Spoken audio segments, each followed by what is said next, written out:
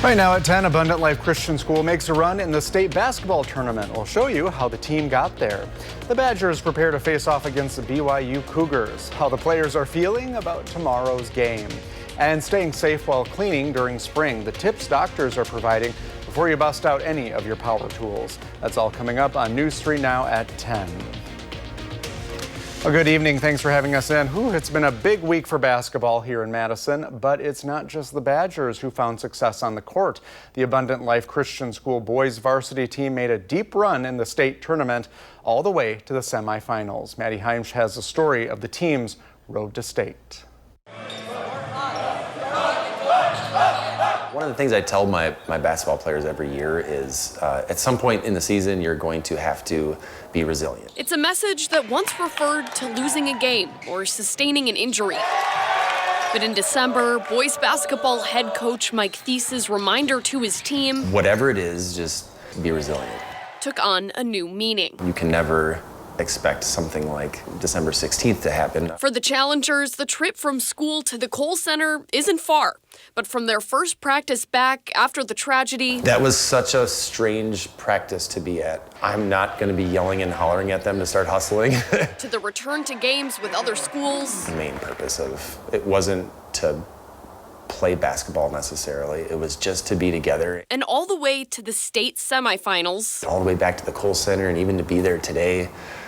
Just with the huge crowd. Thies says his team knew that the court was where the ALCS community came together. We knew we were going to play a special role in the healing process of the school. And after weeks of unconventional practices and rescheduled games, it took us a while to find our groove. It was in one moment he knew his players were ready to take on the state tournament. I went into the locker room to do the pregame talk like I normally would.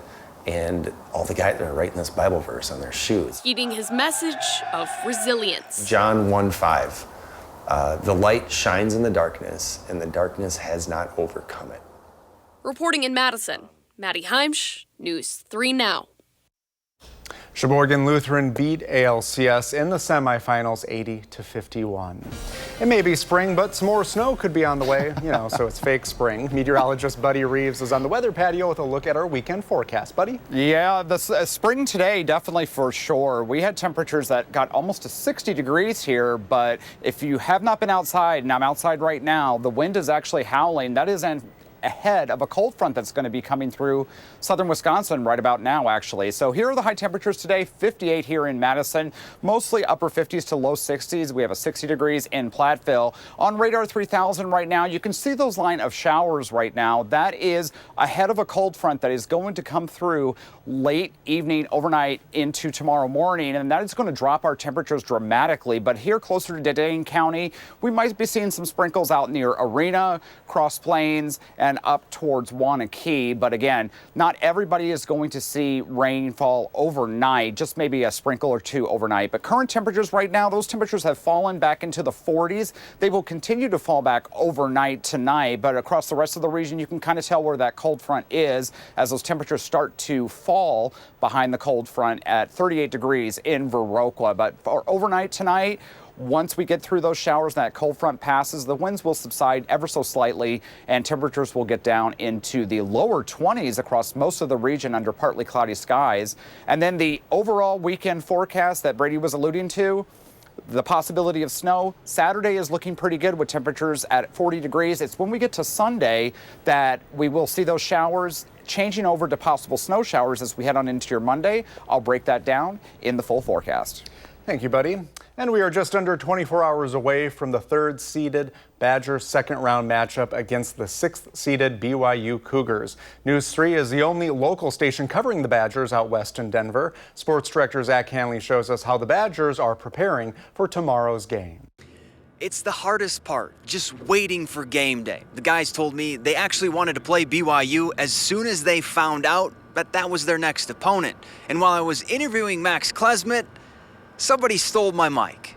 I'm here with Max Klesmit. Max, hey Max, how special is to have your brother right here next to you in this moment? I just alluded to it, man. That's what it's all about. Coming to the NCAA tournament, getting your family to come out here and follow you. I'm so grateful, Coach Guard and the staff. you especially were, allowed him to come to practice today. That means a lot to me, being an in-state kid, getting to bring him along. How does it feel to be able to watch your big brother out here on this stage? Oh, it feels great, man. It's a dream come true. I know he's been dreaming about it for a long time, so we're all happy for him, proud of him, happy to see him tomorrow. What's your prediction for tomorrow? Oh, win. That's all. It's a win. Don't matter who plays well, who plays right. It's enough to get a win. I love to hear it. This is Sharif Chambliss, Channel 3, signing off with the Klesman brothers. Go Clay. Well, he almost got the sign off, right? And the funny thing is, Sharif Chambliss wanted to do more one-on-one interviews with the Badgers. Well, looks like I'm out of a job. In Denver, Zach Hanley, News 3 Sports. All right, new chief sports director. Thanks, Zach. Well, it's not only the players who are preparing for the second round of the big dance. Plenty of Badger fans made their way out west to see the team play. Arman Rahman spoke with some fans who are hyped up for the tournament. Now, the fan experience isn't just about the game. There are a lot of players off the court that help make the Badger fan base the loudest and hypest anywhere. Of course, it's always a treat to see Badgers like John Blackwell and Max Klesman do their thing. But for John and Andrea, the star of their game is their daughter, a freshman trumpet player for the pep band. Here the band is at the Wisconsin bar in town, bumping the crowd up on Wednesday.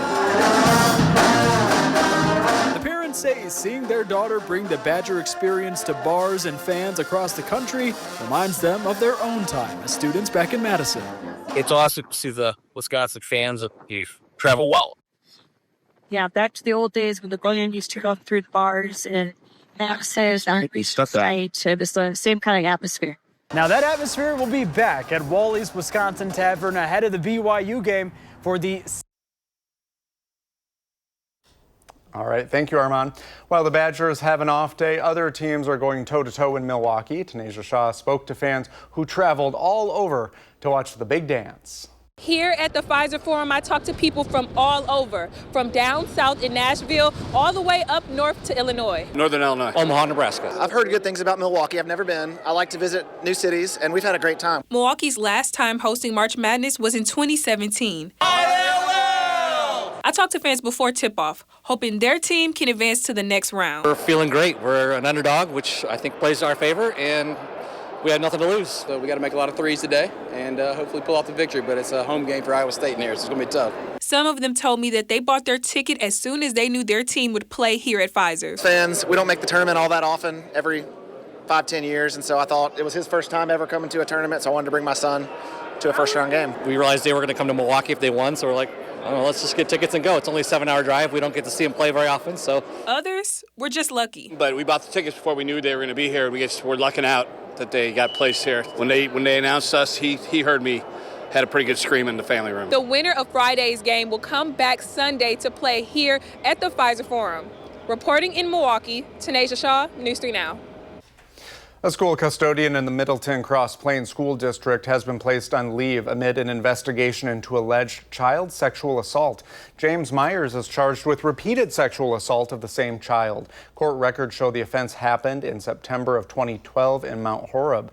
The matter was investigated by the Mount Horeb Police Department. Middleton Cross Plains says it's aware of the recent charges against Myers, but it will not be publicly commenting at this time.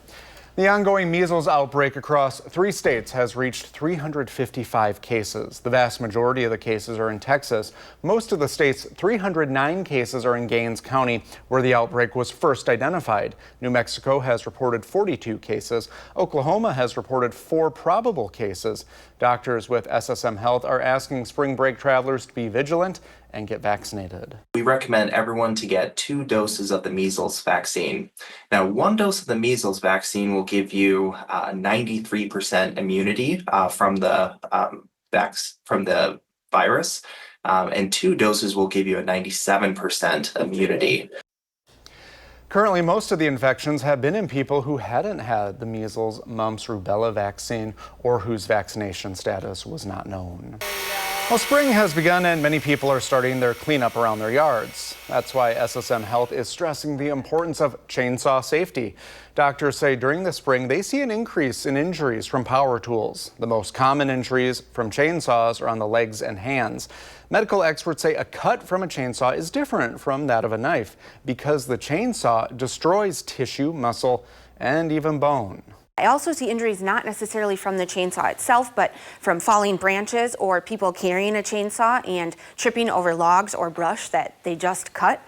So one really key core safety tip is your chainsaw should only be running when you are directly cutting something. Doctors say if you are hurt, you want to see someone as quickly as possible because chainsaw injuries are often more severe than they even look and are more prone to infection. Still to come on News 3 Now at 10, Buddy tells us about the rain headed for southern Wisconsin and building the next generation of fighter jets, the billions of dollars being spent on the future of the Air Force.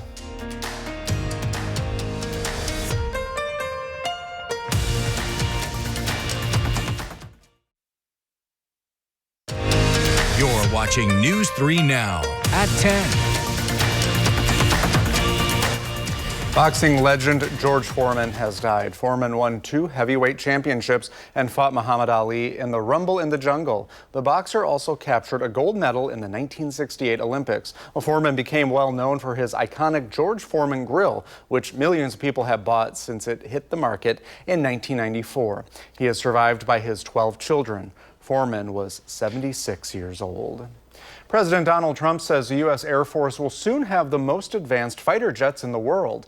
Today, the president announced a new $20 billion contract with Boeing to build the Air Force's next generation fighter jets. President Trump says the F-47 will replace the Air Force's F-22 Raptor and is designed to fight alongside drones. An experimental version of the plane has secretly been flying for almost 5 years, and we're confident that it massively overpowers the capabilities of any other nation. This comes as the President and Defense Secretary Pete Hegseth denied reports Elon Musk would be briefed on plans for a potential war with China. And President Trump has endorsed Wisconsin Supreme Court candidate Brad Schimmel. This, as a group funded by Elon Musk, is offering Wisconsin voters $100 to sign a petition in opposition to what they're calling activist judges. This comes 2 weeks before the state's Supreme Court election, and just 2 days after early voting started. The winner of this election will determine if the court remains under liberal control or flips to a conservative majority.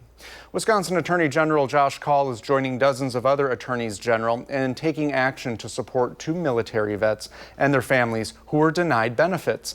The State Department of Justice says the U.S. Department of Veterans Affairs denied the veterans' education benefits guaranteed by law. Every state's attorney general and AGs from D.C. and the Northern Mariana Islands signed on to the brief. On the situation reads, in part, the fact that every state has signed on to this amicus brief is a strong demonstration of the recognition across the country of the critical importance of meeting our obligations to those who bravely served our country. It's been nearly a year since a cargo ship crashed into the Francis Scott Key Bridge, killing 6 road workers. The National Transportation Safety Board released new information into the bridge collapse investigation. It found the structure was almost 30 times over the acceptable risk level for critical or essential bridges. The NTSB is now recommending 68 bridges across 19 states to be evaluated to determine their risk of collapse in the event of a vessel collision. A risk level above the acceptable threshold doesn't mean a collapse from a vessel collision is an absolute certainty. What we are telling bridge owners is that they need to know the risk and determine what actions they need to take to ensure safety. A final report into the Baltimore bridge collapse is expected to be released this fall.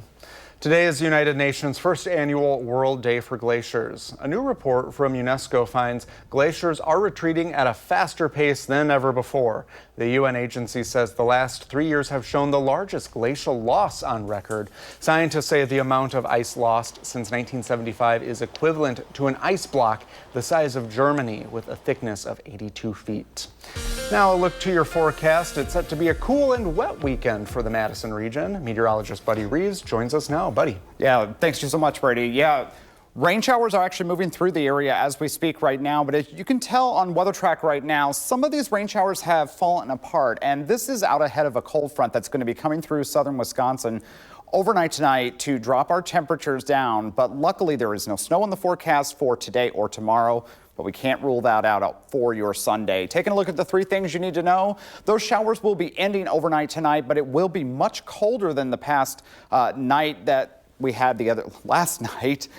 It will be dry on your Saturday and into your Saturday night. So Saturday is looking really good. If you have any outdoor plans, you should be good. You might need a jacket because it's only going to be about 40 degrees. It's when we turn to Sunday and Sunday night that we will see that rain chance increase across the area and the possibility of seeing some snowflakes mixed in as we head on into Sunday night and Monday morning. But the weekend forecast, again, Saturday, 40 degrees. Lots of sunshine, deceptive sunshine. So you're going to look outside and you're going to think, oh, it's warm. It's a warm spring day. Unfortunately, it's not going to be that warm at only 40 degrees. So we're going to be about 18 degrees colder than we were today.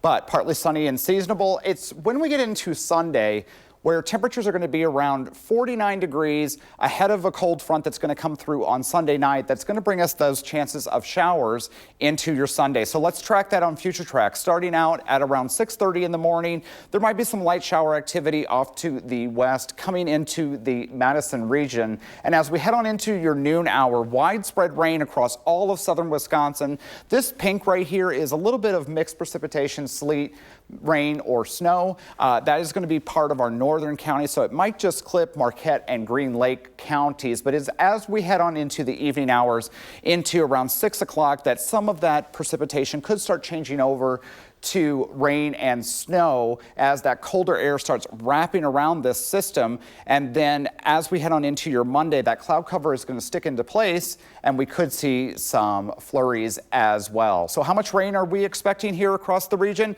We could see a half to 3/4 of an inch here in Madison, a little bit less as we head on to our western counties and also as you head towards the lake as well. Snowfall wise, you don't need to worry about it. We might have some on the grassy surfaces, but we expect little to no snowfall accumulation across most of southern Wisconsin. We could see a little bit more as you head towards Wautoma, where they could pick up to an inch, but even I'm a little hesitant on that one in this particular model. But we're talking about all this precipitation. The reason we need this rain is the spring planting season is about to get underway, and we are under a moderate drought risk for portions of Janesville, Monroe, and Mineral Point, so the counties nearest to the Illinois border. Up near Madison, it's basically split in half where we're under a minor and a more moderate risk for drought. So again, any rain that we could get will be beneficial for the area. But taking a look at the 7 to 10 day forecast, look for those temperatures to be in the 40s throughout Saturday through Wednesday, getting up into the 50s, and then it turns unsettled as we head on into next weekend with chances of showers Friday through the following Monday. We'll be right back.